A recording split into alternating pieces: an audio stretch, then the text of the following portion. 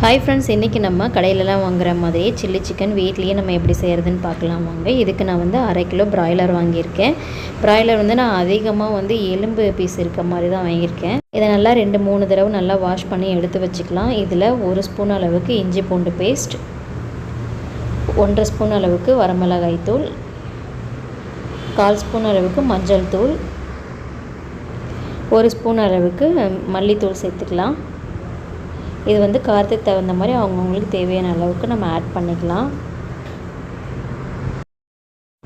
இதோட புளிப்பில்லாத தயிர் 2 ஸ்பூன் அளவுக்கு சேர்த்துக்கலாம். தேவையான அளவுக்கு உப்பு. இதில் பார்த்திங்கன்னா நான் வந்து கார்ன்ஃப்ளவர் மாவெல்லாம் எதுவுமே சேர்க்கல. பொட்டுக்கடலையை வந்து பவுடர் பண்ணி அதை வந்து 2 ஸ்பூன் அளவுக்கு சேர்த்துக்கிறேன். நல்லா பைண்ட் ஆகிற அளவுக்கு உங்களுக்கு எவ்வளோ தேவையோ நம்ம அவ்வளோ சேர்த்துக்கலாம். நல்லா கிறிஸ்பியாக இருக்கும் இந்த நம்ம கடலை மாவு சேர்க்கும்போது. பொட்டுக்கடலையே பவுடர் பண்ணி ஆட் பண்ணிக்கணும். நல்லா இதெல்லாம் மிக்ஸ் பண்ணிவிட்டு உப்பு காரம் டேஸ்ட் பார்த்துட்டு நல்லா 1 மணி நேரம் 2 மணி நேரம் நல்லா ஊற வச்சுட்டு ஃப்ரிட்ஜ்லேயே வச்சுக்கலாம். இப்போ நான் இதை வந்து இந்த மசாலாவை ஒரு மணி நேரம் வெளியே வச்சுட்டு அப்புறமா 1 மணி நேரம் ஃப்ரிட்ஜில் வச்சுருந்தேன்.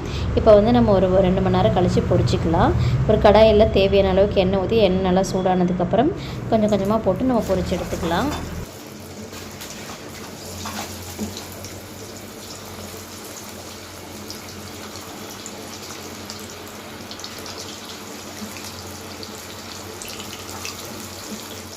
நம்ம எண்ணெயில் பொரிக்கிற எந்த ஐட்டம்ஸ் வந்து நம்ம போட்டாலுமே உடனே வந்து கரண்டி போட்டு நம்ம மிக்ஸ் பண்ணக்கூடாது.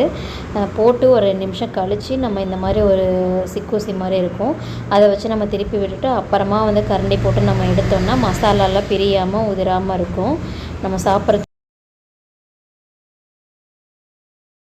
இதே மாதிரி நம்ம எல்லா சிக்கனையும் போட்டு நம்ம பொரிச்சு எடுத்துக்கலாம். கண்டிப்பாக இதே மாதிரி நீங்களும் ட்ரை பண்ணி பாருங்கள். என்னோடய வீடியோஸ் பிடிச்சிருந்தால் லைக் பண்ணி ஷேர் பண்ணுங்கள். மறக்காமல் சப்ஸ்கிரைப் பண்ணுங்கள்.